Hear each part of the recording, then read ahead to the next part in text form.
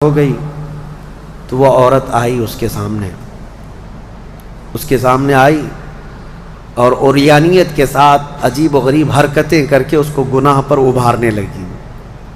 وہ عابد تنہا تھا، وہ قریب آیا، اس کے بعد پوچھا کیا چاہتی ہے؟ کہا چل کوئی نہیں ہے برات میں، کوئی نہیں ہے، ہم لوگ اپنے جسموں کی سکون حاصل کر لیں۔ اس عابد نے کہا کہ ٹھیک ہے، میں اس سے پہلے تھوڑی دیر میں بھی آتا ہوں، خواہش ہے تیرے ساتھ آ جاتا ہوں، سوتا ہوں، لیکن اس سے پہلے میں دیکھتا ہوں۔ اس نے کیا کیا، گھر میں جو چراغ جل رہا تھا، بہت اس وقت مشعل جلائے جاتے تھے، کرنٹ تو نہیں، لائٹ نہیں۔ السلام علیکم ورحمۃ اللہ وبرکاتہ، لک الحمد یا اللہ، الصلاۃ والسلام علیک یا رسول اللہ، الصلاۃ والسلام علیک یا حبیب اللہ صلی اللہ تعالی علیہ وسلم۔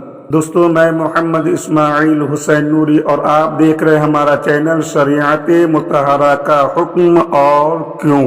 میرے بھائیو، جس طریقے سے آج معاملہ چل رہا ہے، جس طریقے سے آج ہمارے ہندوستان میں یہ چیزیں سننے کو مل رہی ہے، دور حاضرہ میں اکثر و بیشتر آئے دن دیکھتے ہیں کہ کہیں زنا ہو رہا ہے، کہیں ریپ ہو رہا ہے۔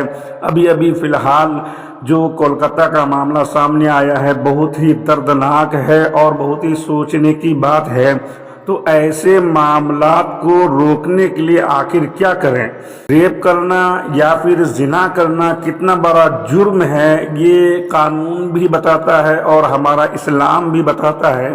میں آپ کو اسلام میں زنا کیا ہے، اسلام میں ریپ کرنا کیا ہے، ان کا سزا کیا ہے، میں آپ کو بتانے کی کوشش کروں گا۔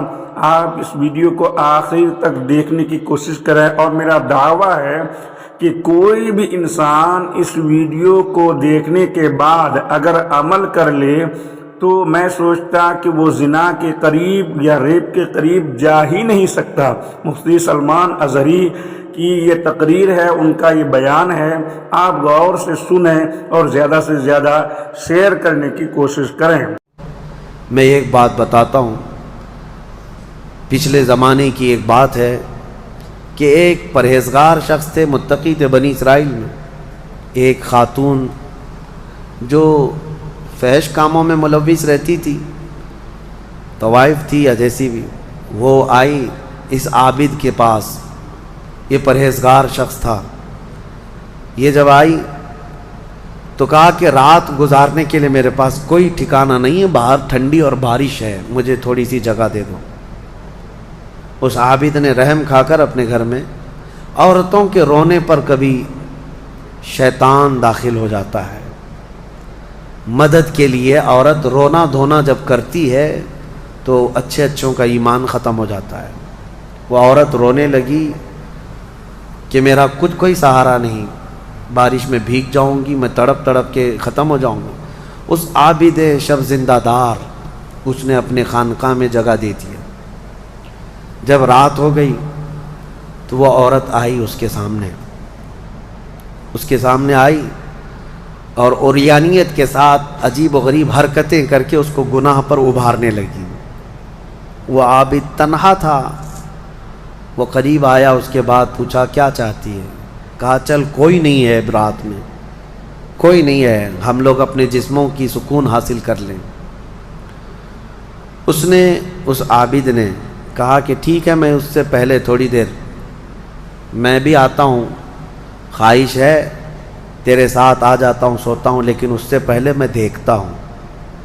اس نے کیا کیا، گھر میں جو چراغ جل رہا تھا، بہت اس وقت مشعل جلائے جاتے تھے، کرنٹ تو نہیں، لائٹ نہیں، مشعل جو جلائے جاتے تھے، اس نے وہ مشعل کو قریب کیا، پہلے اس میں اپنی انگلی لگایا تو چمڑی جل گئی، ہاتھ جھٹکنے لگا۔ وہ خاتون تیار کھڑی تھی، پوچھنے لگی کہ کیا کر رہا ہے؟ کہا رک جا، دیکھ رہا ہوں۔ تھوڑی دیر کے بعد دوسری انگلی آگ میں لگایا، چمڑی جل گئی۔ پھر اس کے بعد وہ اسی طرح جلاتا رہا انگلی کو۔ اس خاتون نے پوچھا کہ کیا کر رہے ہو تم؟ اس عابد نے کہا میں دیکھ رہا ہوں اس آگ کو میں برداشت کر سکتا ہوں تو پھر ٹھیک ہے، میں یہاں مزے بھی کر لوں گا، اس لیے کہ جہنم کی آگ اس سے 70 گنا زیادہ تیز ہے، میں نے سنا ہے، دیکھ رہا ہوں کہ یہاں کی آگ میں برداشت کر پاتا ہوں۔ 2 انگلیاں سامنے کیا، 3 انگلیاں کیا، 4 انگلیاں جب مشعل میں لگایا تو پورا چمڑا جل کر کے صرف انگلیوں کی ہڈیاں کالی ہو کر رہ گئیں، ہاتھ پورا چمڑا لٹک گیا، پورا ختم ہو گیا، ہاتھ پورا جلا رہ گیا۔ وہ عورت چیخ مارنے لگ گئی کہ کیا کر رہا ہے، چمڑے کے جلنے کی بو آنے لگ گئی۔ اسی اثنا میں وہ عورت چیخ مار کر کے باہر نکلتی ہے کہ بچاؤ مجھے، بچاؤ، یہ پاگل ہو گیا، پاگل ہو گیا۔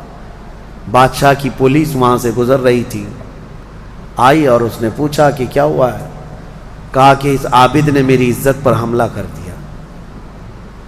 تو پولیس اندر گھس گئی، دیکھا تو یہ بیٹھا ہوا تھا، اب آؤ دیکھا نہ تاؤ، حملہ کر دیا اس پر۔ لوگوں کو باہر پتہ چل گیا کہ ایسا ایسا ہوا ہے، ایک عورت آئی تھی اور اس پر عابد رات کو تنہائی میں اس کے ساتھ منہ کالا کر رہا تھا۔ تو لوگوں نے مارنا شروع کیا، اتنا مارا کہ وہ عابد مر گیا، انتقال ہو گیا، ختم ہو گیا۔ اب مسئلہ یہ ہے کہ اب لوگوں میں یہ بات پھیل گئی کہ اتنے سالوں جس کو ہم نے عبادت میں دیکھا تھا وہ ایک عورت کے چکر میں آخری وقت بہک گیا اور منہ کالا کر لیا۔ اب اس کے بعد اس کو اٹھاتے ہیں، اٹھا کر کے قبرستان میں جب دفن کرنے کے لیے رکھا گیا، قبر میں جیسی رکھتے ہیں اس قبر میں تیز خوشبو بھر چکی ہے، ہر جگہ سے خوشبو کے جھونکے آ رہے ہیں۔ لوگوں نے کہا یہ بدکار آدمی کی قبر میں اتنی خوشبو کہاں سے آ رہی؟ اس کو دفن کر دیا اور یہ بات مشہور ہونے لگ گئی۔ بادشاہ خود بھی آیا، پوچھا یہ کیا مسئلہ کیا ہے؟ تو لوگوں کو جب یہ بات سمجھ میں نہیں آئی تو علماء کو بلایا گیا اور پوچھا گیا کہ کیا مسئلہ ہے؟ کہا گیا کہ یہ بدکار نہیں ہو سکتا، یہ اللہ کی رضا میں انتقال کیا ہے۔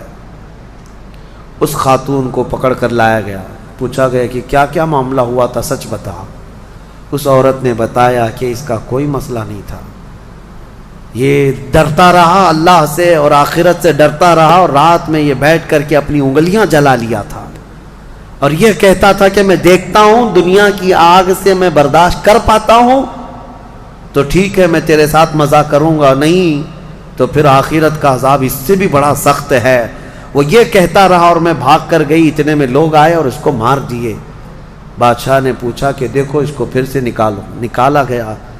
اس خاتون کے بتائے ہوئے اعتبار سے جب دیکھا گیا تو اس کا ہاتھ جلا ہوا ویسے ہی موجود تھا، جلا ہوا ہاتھ ویسے ہی موجود تھا جیسے اس عورت نے واقعہ سنایا تھا۔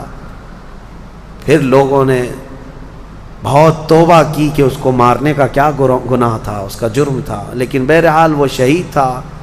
اس حکایت کو نقل کر کے فرماتے ہیں صاحب حکایت کہ یہ وہ لوگ تھے جن کا ہر کام آخرت سے جڑا ہوا تھا، وہ ایک حرکت بھی کچھ ان کو دنیا میں ڈگمگ نہیں کرتی، ان کے پاؤں کو نہیں پھسلا پاتی۔ کیوں؟ وہ ڈرتے اس بات سے تھے کہ آخرت میں کیا ہوگا، آخرت میں کیا ہوگا۔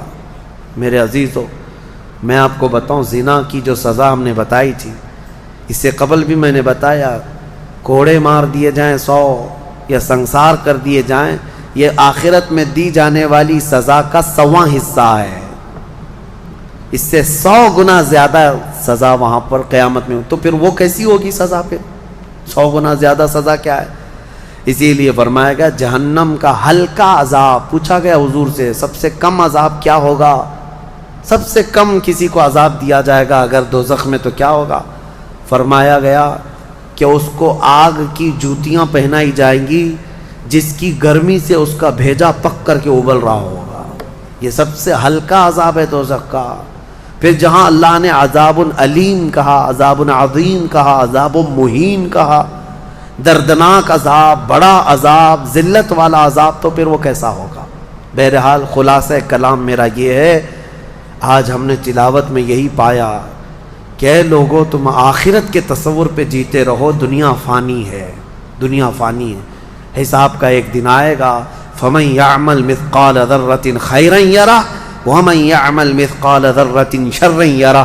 اللہ فرماتا ہے جس نے رائی کے دانے کے برابر نیکی کی وہ بھی دیکھے گا قیامت کے دن، اور جس نے رائی کے دانے کے برابر برائی کی وہ بھی قیامت کے دن دیکھے گا.